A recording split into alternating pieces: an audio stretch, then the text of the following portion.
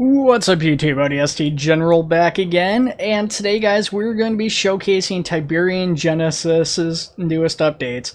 It has been a little while since I last showed this mod off to you guys. It's been over a year, and they've had a bunch of new stuff released in that time. I haven't really had a opportunity to show off some of the stuff or with smaller updates. But they've released a bunch of new stuff here in the last few days, and I wanted to show that off as well as the stuff we've missed and talk about some of the other upcoming stuff that has not released into the mod as of yet. So let's go ahead and let's get started. So starting off, we've got new GDI uniforms. There is going to be new NOD uniforms as well, but those have not been added yet. So we've got the new GDI uniforms that we've been looking at here. Pretty sexy looking stuff. I really like the new helmet and everything. The old ones looked really good too, though. I mean, these are better, but they're not really that much better because the old ones were I already really liked them. At least that's my personal thoughts. But these are definitely an improvement regardless. But both were good. Anyways, we've also got this little disassembled box turret. So this is something you can disassemble and carry around as a backpack. But then you're able to get into it. It unpacks from this box. It does despawn your character, which kind of stinks. It's a little weird to have your character despawn when you're using this, but it's just the way armored vehicles work. It's dual Vulcans. I don't know what the caliber is on this thing, but to be honest, most anything, unless it's heavily armored, is probably going to melt to this thing with this sort of fire rate. Pretty nasty, at least against infantry and stuff like that. On top of that, it does feature alternative vision modes, which on these actual, Command and Conquer Tiberian Genesis maps is pretty huge with the vision being what it is. I mean, obviously, if we're looking over here, you can't see those units over there, the friendly units we have. You switch it into thermal vision, and you can see those guys all pretty freaking clearly, right? So really big difference for longer range stuff if you're doing these maps. Obviously regular armor maps, that's not such a big deal, but on these maps it is a pretty big one. Along with the new vehicles and stuff we're going to be showcasing, they added a bunch of new buildings. In front of us here we have the construction yard. This is the GDI variant. There is also a NOD variant, which by default comes in red, and that obviously has the NOD logo instead of the GDI logo and stuff here. These buildings are unfinished, so just bear that in mind as we're walking through. There's going to be missing textures, missing model parts in some of them. Really the biggest thing though in a lot of these is missing collisions. So there's collisions that work for part of them, so especially like the floors and stuff tend to work perfectly fine. These boxes work okay. Walls and some of the floor pieces are definitely missing though. So let's go ahead and get it back out here. The construction yard's probably I think it's fair to say it's the biggest and the most interesting of the buildings, but they're all pretty interesting. If we go into the front here, we've got a little storage bay off by the vehicle portion of it. And then that goes to some stairs in the back. We've got a door out here that goes back out to the main storage area. And then above us, this goes up to the second floor, which we'll wrap around to in a second. So we've got some rooms down here. This is going to be a elevator shaft, as you can see. I don't know exactly how this elevator is going to work or function compared to like other elevators I've seen in Arma, but obviously mods like Operation Trebuchet do utilize elevators. They don't work perfectly in Arma though, so I'm not sure if they're going to use the methods we've already seen or they're going to do something on their own that's completely new. But that will be kind of nice to have an elevator given the size of this building.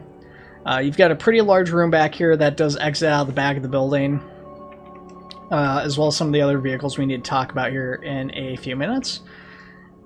And we've got some more rooms over here, a couple of smaller storage rooms. This swings back out into the storage bay, another door in the back. And these stairs wrap back up and around to the catwalk on the second floor for the storage.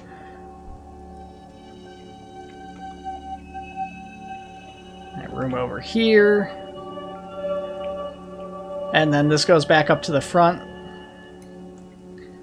You got some smaller little storage rooms or whatever here.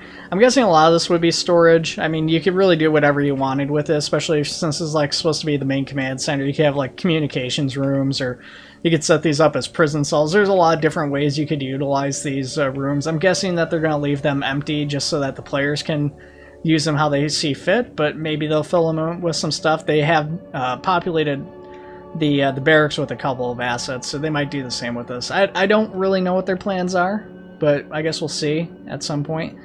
A little glass structure. This comes out to a catwalk that overlooks the front.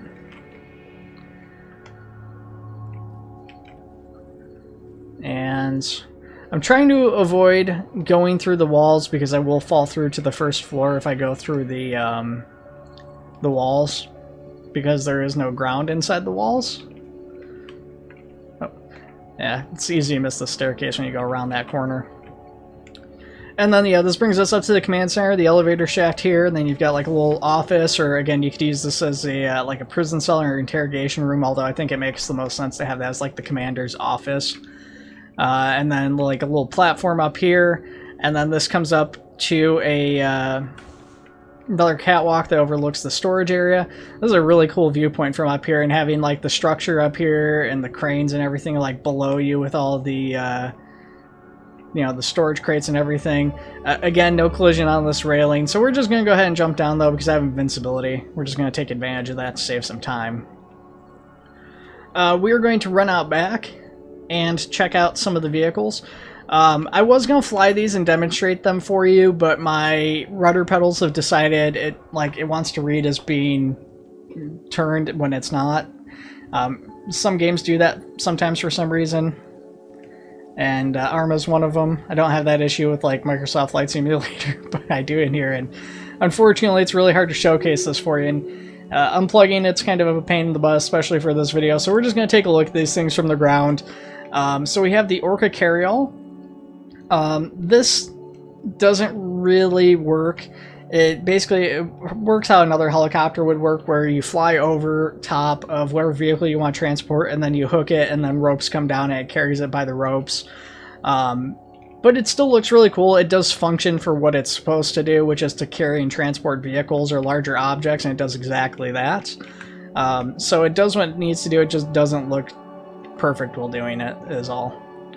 Then we have the Orca bomber. I know he said we're not going to fly, but I'm going to hop inside of this if I can get on the correct side. And the Orca bomber carries 16 bombs. When you switch over to the bombs from the laser, you can see the bombs get exposed. And yes, it's got laser guidance and all that stuff on here. This thing is pretty freaking deadly. We're going to go ahead and get out of here. Really cool to actually watch these things function and fight, so we might try to utilize some of those later on. Then we have the original Orca, the Orca fighter, which comes with 8 missiles. Again, quite deadly, at least in like air-to-air combat. They can hit ground targets, and these things are extremely maneuverable. But with that being said, the 8 missiles will pretty deadly. You know, it's not a huge amount of munitions, so it does run out pretty quick. So if you're flying these things around in operations, you're definitely going to have to go back to base a couple times. And then we have the Nod Banshee with GDI colors. Obviously, by default, the Nod Banshee has Nod's infamous red colors, but in this case, we got GDI colors because this is the GDI base. And then this thing fires some plasma weapons. I don't want to fire those right now because they're aimed right at a vehicle I need to show off to you guys who haven't gotten around to yet, so I won't lead these. But again, there is 8 plasma rounds in this to basically make it equal with the Orca fighter. So we're going to go ahead and run over this way here. We've got the GDI refinery in the background here. The GDI Nod refineries are the same setup in terms of design and everything. The only difference being that the GDI version is gold by default and the Nod version is red by default. I can't remember. I don't even think you can change the color of these buildings. I can't remember for certain though.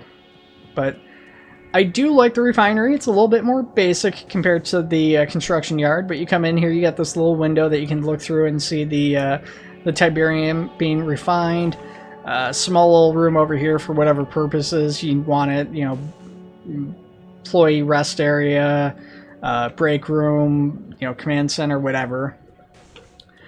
This is actually really the control center here, though, which, again, you come through, you've got a window that's overlooking the Tiberium refinery or reactor or whatever it is. I actually don't know how they utilize Tiberium, to be honest with you guys.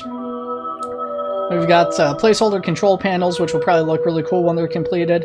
And then this window that overlooks the outside, and you can see the little protruding metal piece where the harvester hooks up to that, and then it deposits the tiberium, which comes into this reactor here, which is pretty cool.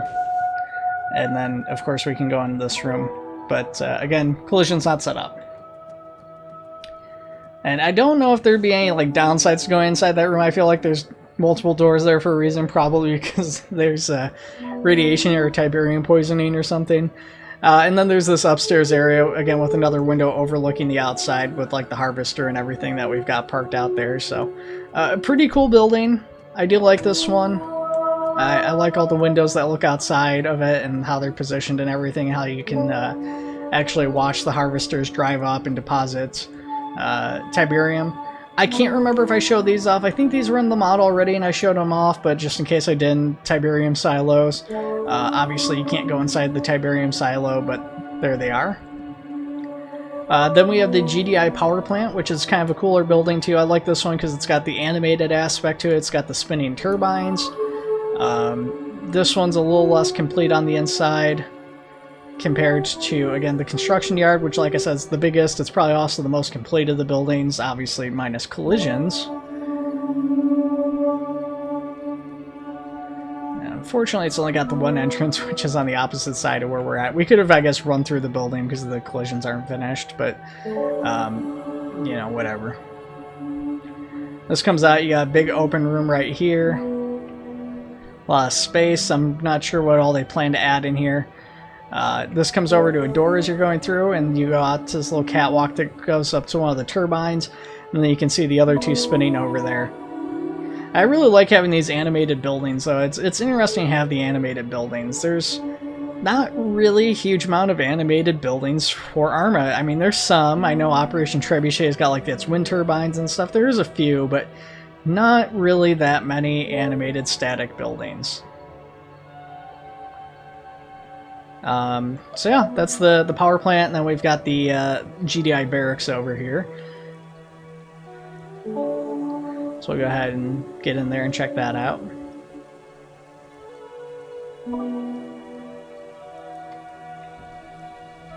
So the barracks, as soon as we come in from the front, we've got the main room, which swings around to a doorway, comes up to a second floor.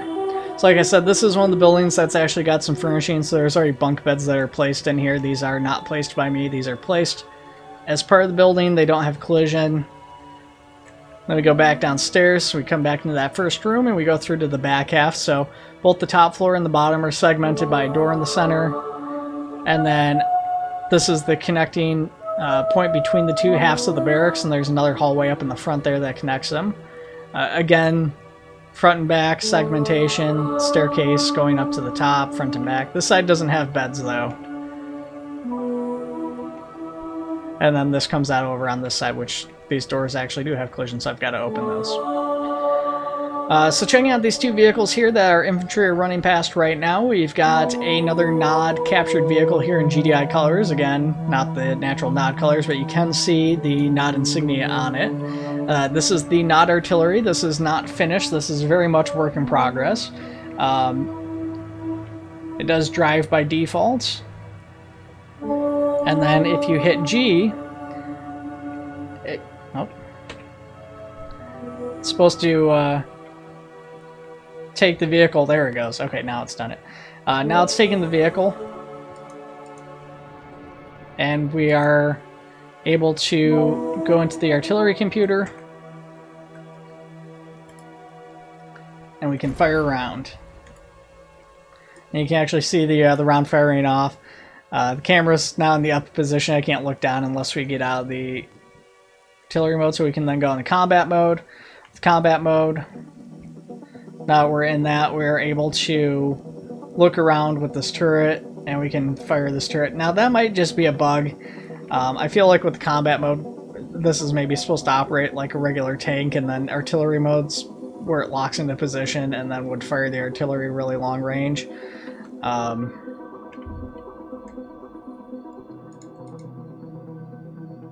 Let's do this. As you can see though, thermal sights, all that stuff.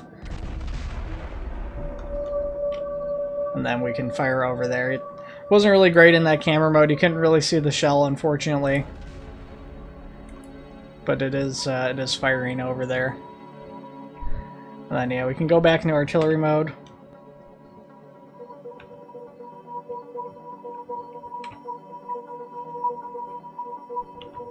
Oh yeah, that. And then this one came out a while ago. I didn't show this off when it came out, but we have the GDI APC. This thing's a pretty cool transportation vehicle. It's very similar to Halo's Pelican if it was a ground-based vehicle. So you've got a ramp that opens up. You are able to actually go inside and walk around in this thing physically. You've got a bunch of seats in the back here, so you've got 6 seats on each side, so you got 12 in total passenger-wise. And then you've got a driver in the front here. So we're able to close the ramp from the inside, and then we can get in the driver's seat. This is, I think this is the only vehicle that really only has a proper interior, at least a semi-proper interior. Obviously it doesn't have like a steering wheel or anything like that. None of these control panels are actually textured, but none of the other vehicles really have an interior, so that's actually bonus points to this vehicle for that. Getting out, you do exit into the vehicle. So we go here, let's go ahead, we'll get in the back. One really neat feature of this thing is that it's actually amphibious, so we can take this and we can drive around in the water with this thing. So great for beach landings, stuff like that. So if you're actually playing a campaign with your players and you want to do like a shore carrier, not shore carrier, right? Like a ground support carrier, like a helicarrier or whatever, and do an assault carrier. There's brain was having issues for a moment here, but anyways, you can do that. You can launch from that and then take this thing and bring your 12 guys on the shore from this, or I guess you could have them spawn in the water and have it like an AI drive them up onto a beach for a mission or something like that. Really cool vehicle though, pretty basic. Obviously doesn't have any weapons or anything, so you are pretty defenseless in this, but looks cool, moves at decent speed, and obviously, like I said, because it is amphibious, it is very functional. Okay, so we've got to check out the nod stuff. We're going to go ahead and go into Zeus because of the way I have this set up is there's not going to be much of a nod base left when I leave my base. I wanted to show off another feature to you guys, but I may have gone a little bit more overkill than I meant to have. So we've got the hand and nod here. Little spinning ventilation thing on the top. It's a very, very tiny structure. You go inside of here, it's this box. That's all the Hand of Nod is. It's just this tiny little box. The Hand of Nod doesn't really make much sense as a building. My thought process has always been that this building is actually an underground structure, and this is supposed to be like an elevator or something. You just access it, and then like everybody goes down underground, which is why there's big ventilation on top, because it needs to get air down into the building. But obviously you can't really do that in Arma.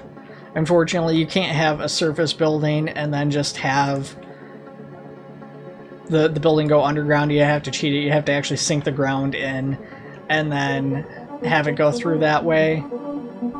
So it's pretty unfortunate because they're obviously limited by Arma's capabilities in that instance for what they can do. And then, anyways, we've got the Nod power plants, which obviously are like nuclear reactors or whatever, as opposed to like GDIs, like electrical turbines or whatever they are.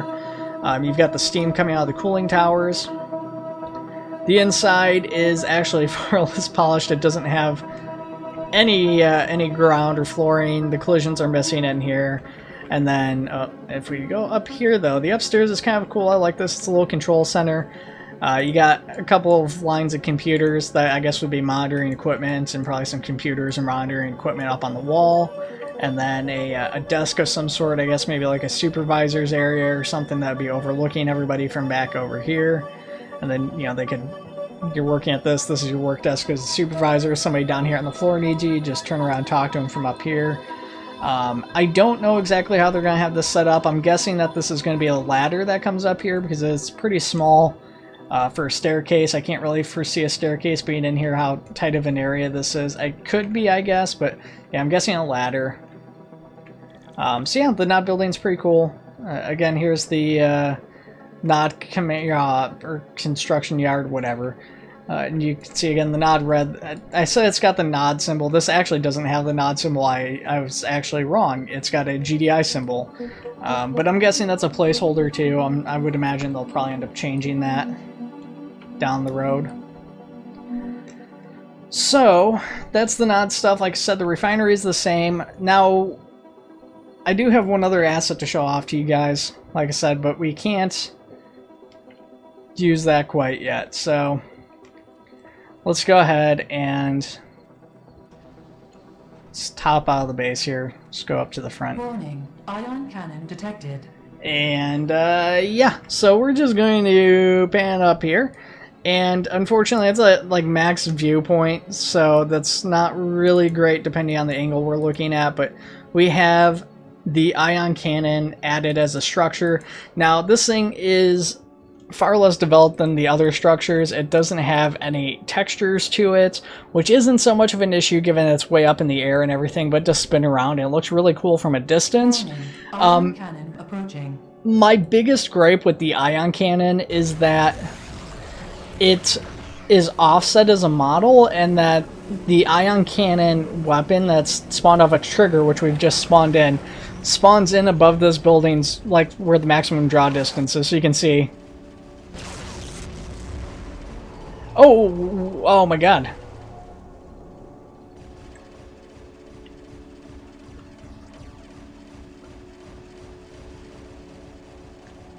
How did that happen? That was, wow, okay. Wasn't that strong before. Why'd that knock me down like that? Holy cow. And the funny thing is, like, it gave me an option to treat myself. I've got invincibility turned on. That was something there. I'm not sure what's going to be left of their base after that. That was unusually powerful. Okay, I wasn't quite expecting that. Let's hop in the APC and try to head on over there with our other troops going over that way.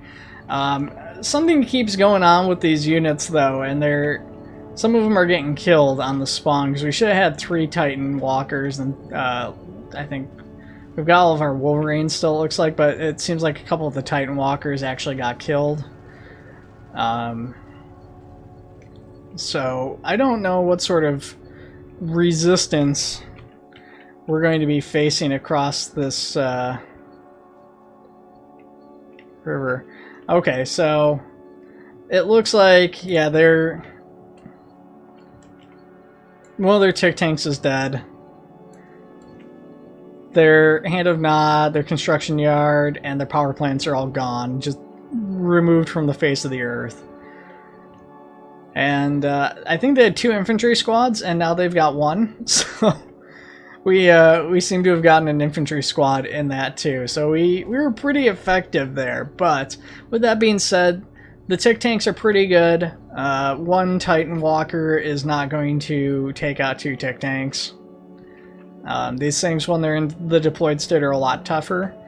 And I think they have a little bit I think they're tougher at least, but they've got a faster fire rate in the deployed state like this.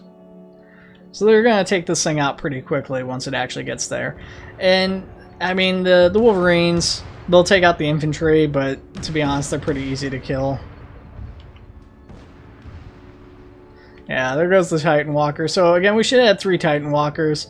That's supposed to be 3 Titan Walkers and a bunch of Wolverines versus 3 tick tanks, but again, I'm not sure what's going on, how we're losing the Titan Walkers. I don't know if it's the ion cannon, because it did knock me over. Maybe it knocked over the Titan Walkers or something. I don't know. But what we'll do, just to make this a little bit more interesting, we're going to go ahead and spawn in. I cannot talk today. A couple of the Nod Banshees. And we will spawn in on our side some of the Orca fighters. And if there's anything left, we'll send in an Orca bomber or 2 to take care of any ground units that might still be alive.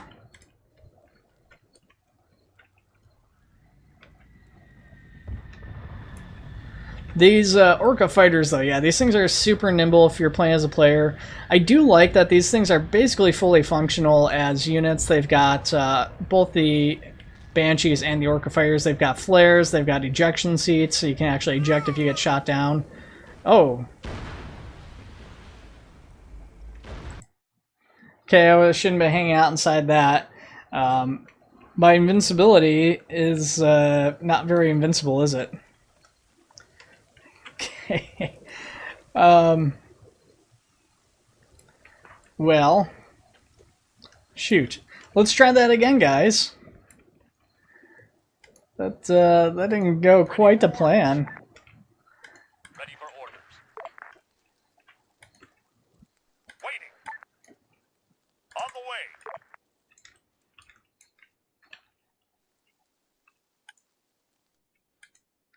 Those Nod Banshees, man, they're not to be messed with. I actually think these are better at like ground targets than the Orca fighters are. The Orca fighters are a little bit better anti-air, which you'd think that would be kind of the other way around, but that's fine. They must already be getting locks on them because they're both firing their flares off. Yeah, you can see shots coming in from the Banshees already. A couple of missed shots. Oh, there goes one of the Orcas. The Orcas are firing at the ground units. What are you guys doing? One of them just ejected, but he died. Before he got too far away, there was an explosion. They did shoot down one of the Banshees, but there's still two of them up. Which obviously, needless to say, isn't particularly ideal. Now, we do have some... We had some air defense in our base, but... I don't think this is going very good. Oh my god, our units are getting wrecked over here. Wolverines! I know you're anti-infantry units, but shoot! You guys can take those guys down. You have the power to do that. Oh man, your Orcas got wrecked. I need to spawn in some more units on our side. Standing by. Ready for orders. On the way. Granted, I don't know how much munitions they actually even have left on those things. I think they'd have to be getting low, if not empty already, but I'd really rather not find out the hard way that they've still got a bunch of ammo left, you know? Ready. Roger. Well, it's coming back around. I guess we're about to find out if it's got any ammo left or not. Copy. It certainly does.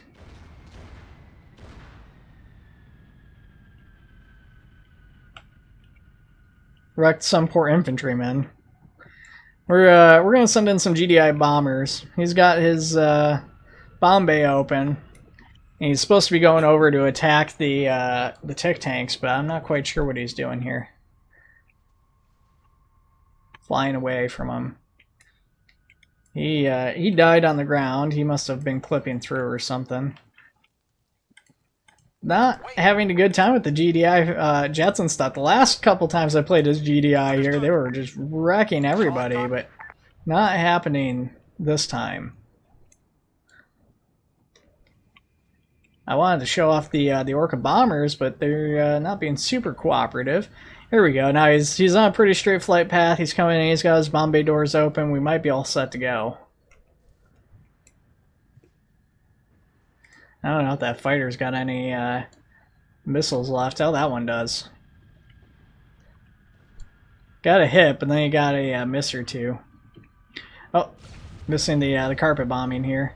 So yeah, they got the laser guided. I think they're laser guided bombs. I'm not 100% positive, but they're pretty deadly, and they do seem to home in on the targets.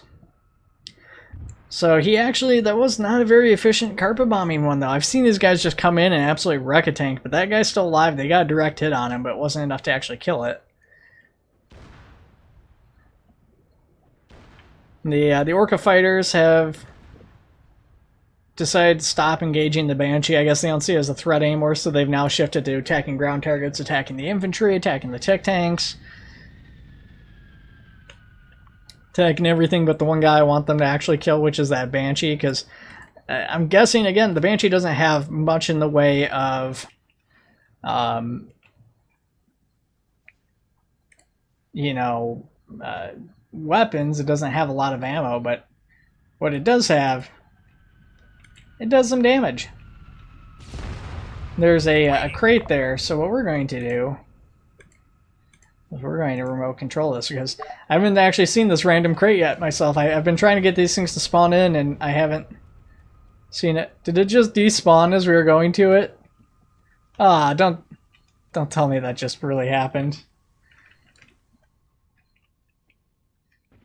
So the random crates are supposed to either spawn in vehicles or they can just like explode and kill you. I mean, there's a lot of things that can happen. I don't know if it just spawns anywhere on the map or if there's like a certain distance you can limit the crates to so that they only spawn in certain points.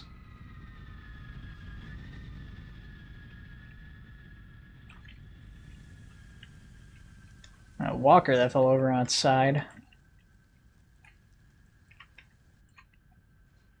Yeah, I mean, with the random crates, they're not really intended for actual like gameplay matches, I guess.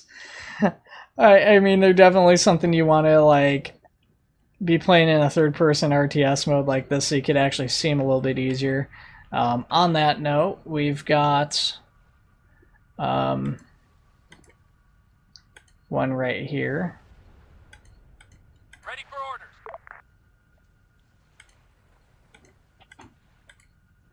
Let's try this again.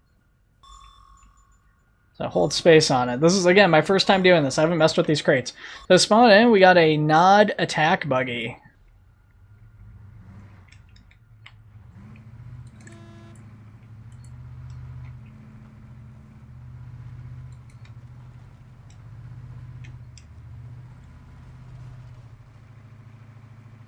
So yeah, again, pretty cool. One of the ejected seats from one of the orcas there. I guess it could have been from the one of the harpies. I didn't see if any of them managed to eject that I can remember. Sneak by the tech tanks. They noticed me. Oh no.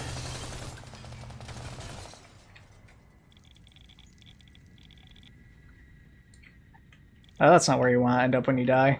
You want to go right in the tape area. There we go. That's why I wanted to show off the bombs. That's what I'm talking about. Just dumped freaking everything on that guy.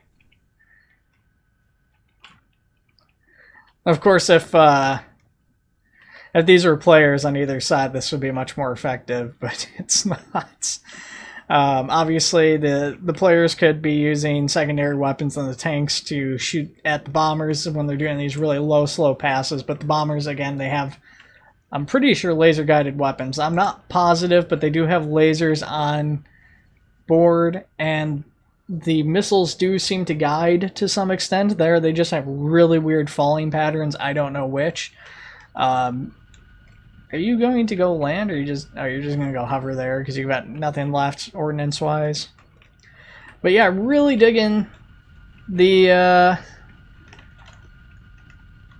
update and everything here. And all the new vehicles and stuff like that. A lot of awesome new stuff in here. Obviously, again, a lot of it very much work in progress, but I'm excited to see all these buildings and stuff getting finished. It's looking more and more like Command & Conquer and Arma, and that's okay. I'm all right with that. It's nice to have the fusion of being able to actually control these units in Zeus and have kind of like a semi-RTS thing going, but then also being able to actually jump in and be on foot and watching these massive vehicles drive around and, you know, directly controlling the orcas and the Titans and stuff like that, and the Juggernauts and all the other vehicles in here in the mod. At any rate, guys, we'll probably do hopefully another video in less than a year.